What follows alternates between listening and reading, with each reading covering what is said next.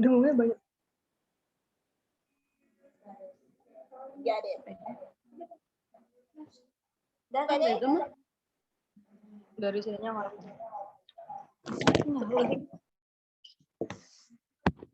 Sorry guys. Share screen-nya dulu.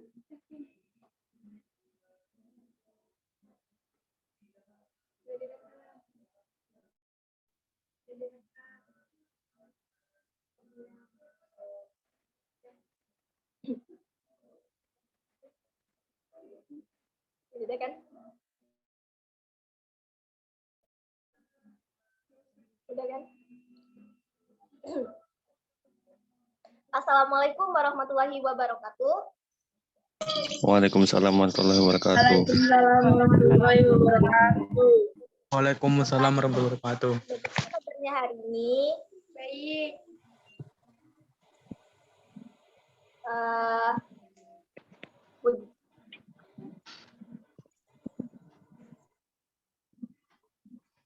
Syukur kita haturkan atas kehadirat Allah Subhanahu wa taala yang telah memberikan kita rahmat, taufik dan hidayahnya sehingga kita dapat bertemu pada Zoom meeting kali ini. Kami dari kelompok 3 akan menyampaikan materi enzim, yaitu pengertian enzim, cara kerja enzim, penghambat kerja enzim, dan faktor-faktor yang mempengaruhi kerja enzim. Sebelumnya kami akan memperkenalkan kita Raffi Pasela. Wah, ini mah kelompok pintar-pintar kan?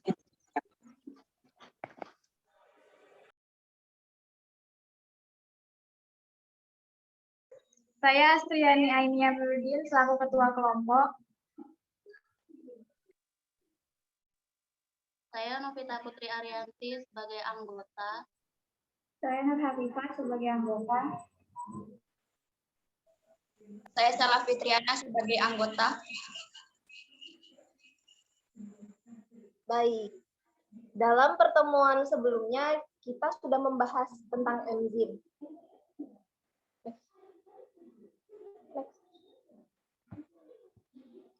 Nah, kami akan mengulas kembali pengertian enzim. Apa sih enzim itu?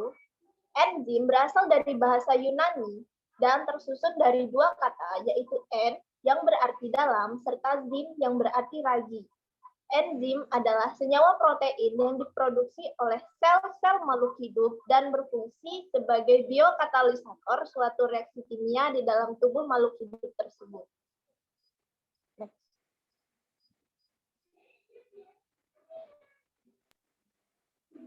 Cara kerja enzim. Enzim memiliki sisi aktif berbentuk celah atau kantong yang berfungsi sebagai katalis. Enzim berbentuk 3 dimensi dengan sisi aktif yang sangat spesifik, sehingga hanya molekul substrat tertentu yang dapat berikatan. Terdapat 2 teori yang dapat menerangkan kerja enzim terhadap substrat. Yang pertama, teori gembok dan anak kuncinya, lock and key theory.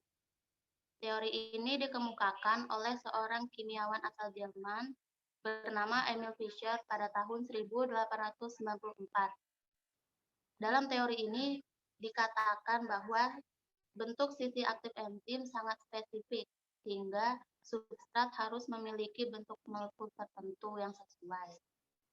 Apabila enzim telah berikatan dalam substrat, maka akan membentuk ikatan kompleks.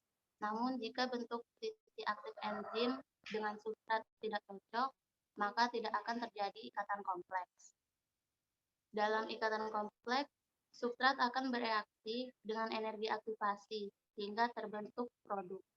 Enzim akan terbebaskan setelah produk keluar dari sisi aktif enzim. Apabila pada sisi aktif masih tersisa molekul substrat lain, maka akan terjadi reaksi kembali.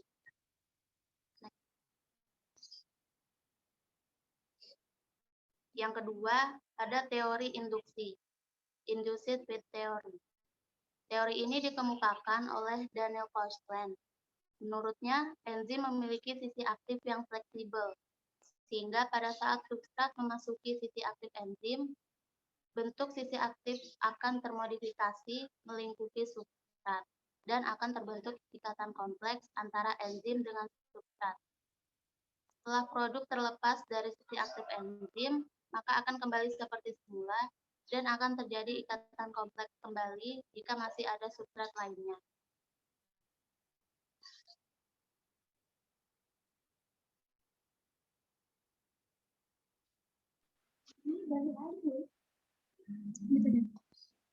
Penghambat kerja enzim atau inhibitor.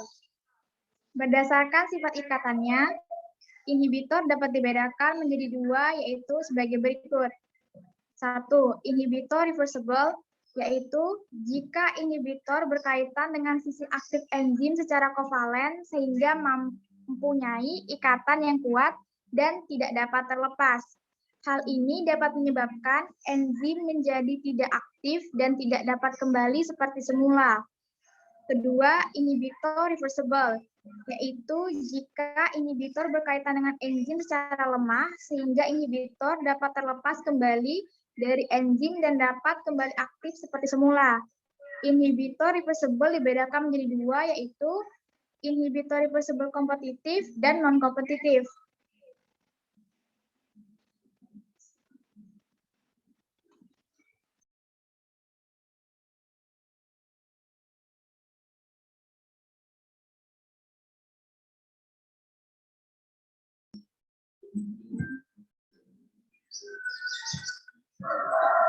Faktor-faktor yang mempengaruhi kerja enzim.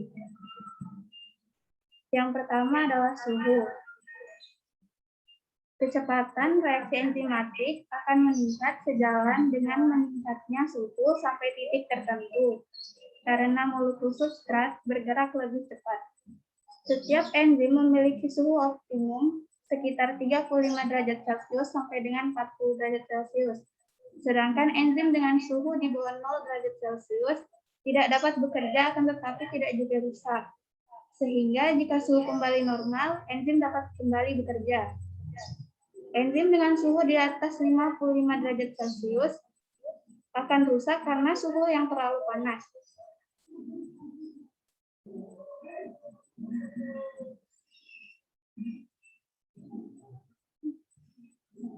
Yang kedua ada pH. Sebagian besar enzim memiliki pH optimal sekitar 6-8, sedangkan ada beberapa enzim yang bekerja secara optimal pada pH tertentu. Yang pertama ada pepsin atau enzim pencernaan dalam lambung. Bekerja paling baik di lingkungan asam, yaitu pH sekitar 2. Yang kedua ada tripsin, dalam usus bekerja pada lingkungan basah dengan pH optimal sekitar 8. Yang ketiga ada inhibitor. Pada normalnya, substrat akan melekat pada sisi aktif enzim untuk membentuk ikatan kompleks. Namun, hal tersebut dapat terhambat karena adanya inhibitor. Inhibitor menghambat substrat untuk melekat pada enzim dengan dua cara. Yang pertama ada inhibitor kompetitif. Di inhibitor ini, substrat dan inhibitor bersaing untuk melekat pada sisi aktif enzim. Apabila inhibitor berhasil melekat pada sisi aktif enzim sebelum datangnya substrat, maka enzim tidak bisa bereaksi dengan substrat. Yang kedua, ada inhibitor non-kompetitif. Pada inhibitor ini, inhibitor melekat pada sisi lain enzim, sehingga sisi aktif enzim tidak mau menerima substrat. Adapun contoh-contoh inhibitor kompetitif yaitu oksaloasetat dan contoh inhibitor non-kompetitif yaitu logam berat atau Hg+. Next.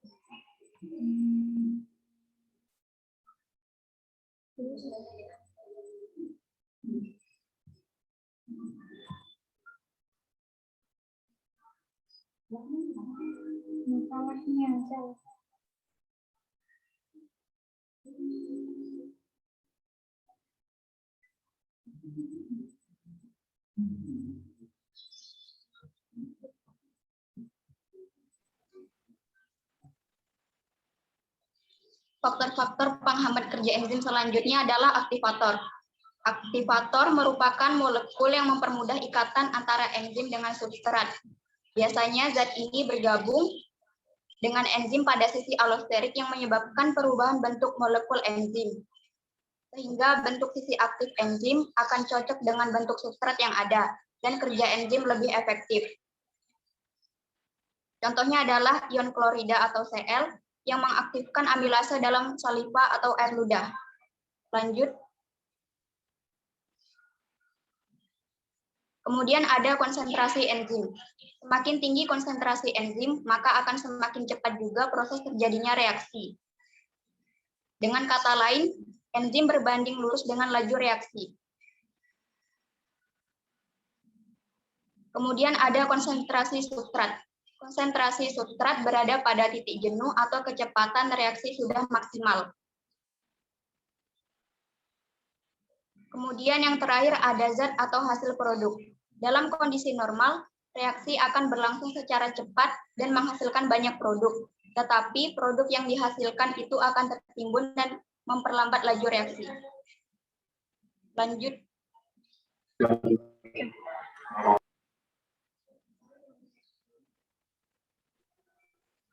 Baik, materi telah kami sampaikan. Kami akan membuka sesi tanya jawab dimulai dari kelompok 1. Jika ada yang ingin dipertanyakan. Tes. Ada. Silakan. Tes. Masuk nih suaraku. Masuk. Ada masukan. Oke. Bentar ya.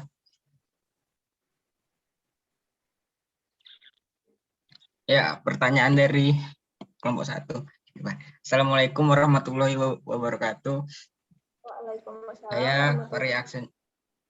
Saya Variaksana Dani, perwakilan dari kelompok 1, ingin bertanya, bagaimana cara kerja enzim? Jelaskan secara singkat tapi mudah dimengerti.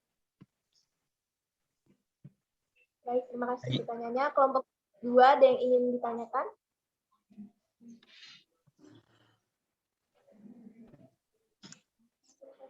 Oke,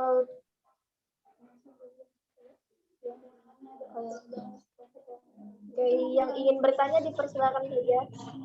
Mungkin dari kelompok 4, 5, 6, atau 7. Silakan. 4.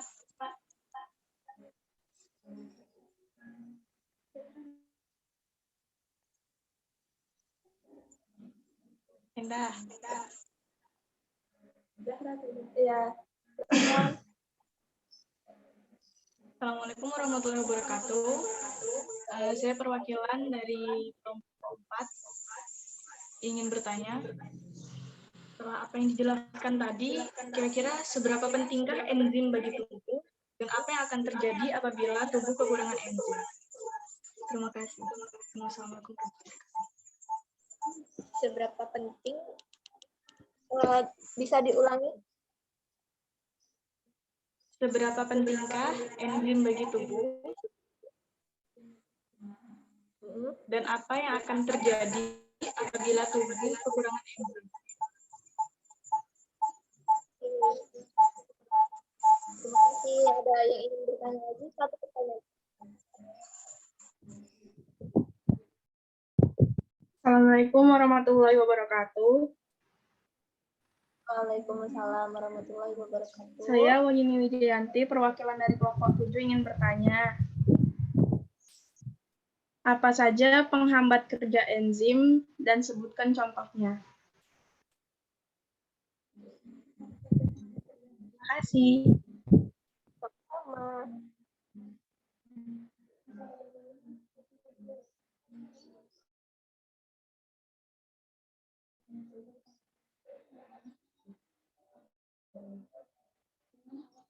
Tiga aja kan?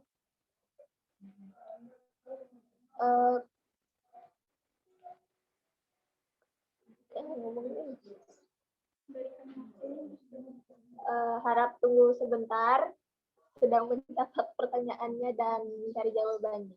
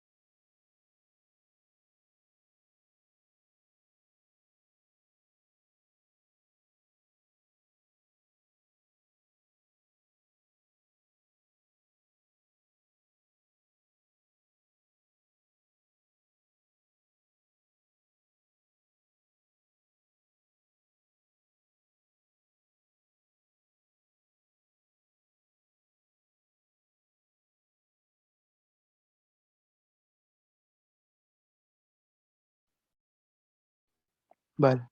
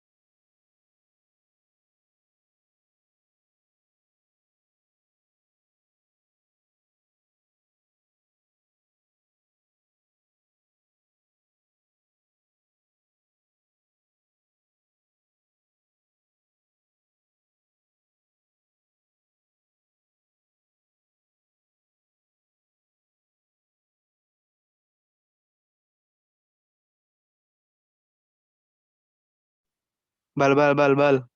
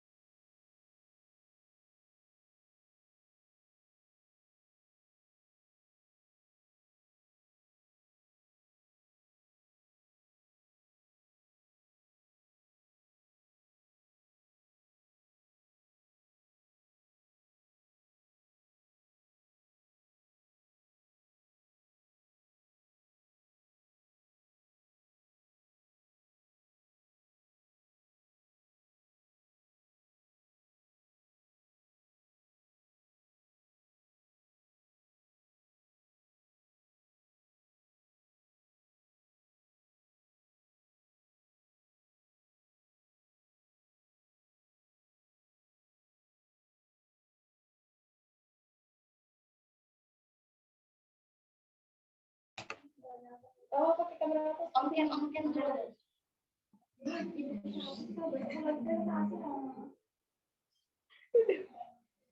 Baik, mohon maaf atas waktunya yang terlalu lama. Kami akan menjawab pertanyaan dari kelompok 1, 4, dan 7. Untuk pertanyaan kelompok 1 akan dijawab oleh Novita Putri Arianti.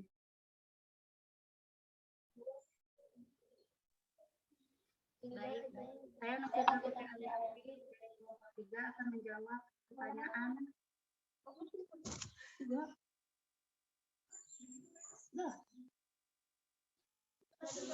Tes. Aduh.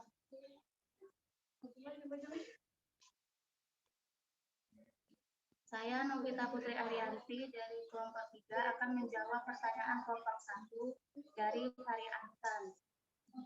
Bagaimana cara kerja enzim? Dijelaskan secara singkat tetapi mudah dimengerti. Jadi ada dua teori yang mengemukakan cara kerja enzim. Yang pertama, teori gembok dan bijinya. Teori ini mengatakan bentuk sisi aktif enzim itu spesifik, tidak fleksibel, sehingga substrat harus memiliki bentuk yang spesifik juga untuk dapat menyatu. Saat substrat dan enzim sudah menyatu, akan terbentuk suatu ikatan kompleks, di mana enzim akan bekerja dan menghasilkan produk. Yang kedua, ada teori menurut kecocokan induksi. Teori ini mengatakan sisi aktif enzim memiliki bentuk yang fleksibel, sehingga dapat menyesuaikan bentuk dengan bentuk substrat yang ada. Saat sisi aktif enzim dan substrat telah menyatu, akan membentuk ikatan kompleks, dan enzim akan bekerja dan menghasilkan produk. Ya. Langsung aja. Yo, aman. Kemudian saya akan menjawab pertanyaan dari kelompok 4 dari Zahra Aulia Nabila. Pertanyaan adalah, seberapa penting enzim bagi tubuh dan apa yang akan terjadi bila tubuh kekurangan enzim? Enzim memiliki peranan penting dalam proses metabolisme karena enzim mempercepat terjadinya reaksi dengan cara menurun energi aktivasi. Ya, apabila kita kekurangan enzim, maka kerja metabolisme akan terhambat sehingga tubuh kita tidak bisa menghasilkan energi.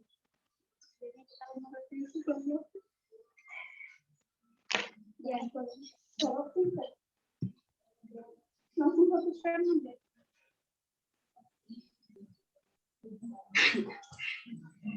Terima kasih, Astri. kamera nyala tadi. Bal, open kamera, Bal. Assalamualaikum warahmatullahi wabarakatuh. Saya Nur Hafifah dan Salwa Fitriana akan menjawab pertanyaan kelompok 7. Pertanyaan dari Wahyuni Wijayanti. Pertanyaannya, apa saja penghambat kerja enzim dan sebutkan contohnya. Penghambat kerja enzim yaitu pertama ada inhibitor irreversible, yaitu jika inhibitor berikatan dengan sisi aktif enzim secara kovalen sehingga mempunyai ikatan yang kuat dan tidak dapat terlepas. Contohnya adalah EDTA. Kemudian yang kedua ada inhibitor reversible, yaitu jika inhibitor berikatan dengan enzim secara lemah. Inhibitor reversible dapat dibedakan menjadi dua, yaitu ada inhibitor reversible kompetitif dan inhibitor reversible non-kompetitif. Untuk penjelasan lebih lanjutnya akan dijelaskan oleh Nur Hafifah. Inhibitor reversible kompetitif menempati sisi aktif enzim dengan cara bersaing dengan substrat. Contoh dari inhibitor reversible kompetitif adalah gas sianida yang bersaing dengan oksigen untuk berikatan dengan hemoglobin atau Hb. Yang kedua, inhibitor reversible non-kompetitif. Inhibitor ini tidak bersaing secara langsung dengan substrat untuk menempati sisi aktif enzim, tetapi akan menempati bagian lain dari enzim sehingga substrat tidak mau menerima sisi aktif enzim tidak mau menerima substrat. Adapun contohnya yaitu penisilin yang membatasi sisi aktif enzim-enzim pada bakteri untuk membentuk dinding sel.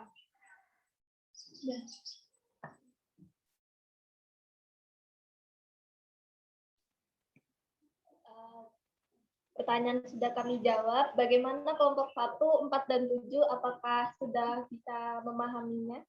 Atau masih ada yang ingin dipertanyakan lagi? Sudah. Terima kasih. Untuk Ya, kelompok terima 1 aman. kasih.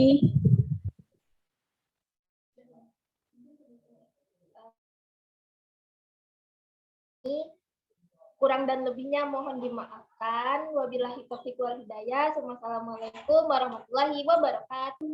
Waalaikumsalam. Waalaikumsalam warahmatullahi wabarakatuh. Kasih. Waalaikumsalam. Oke, guys. Terima Tapi kasih. kapan?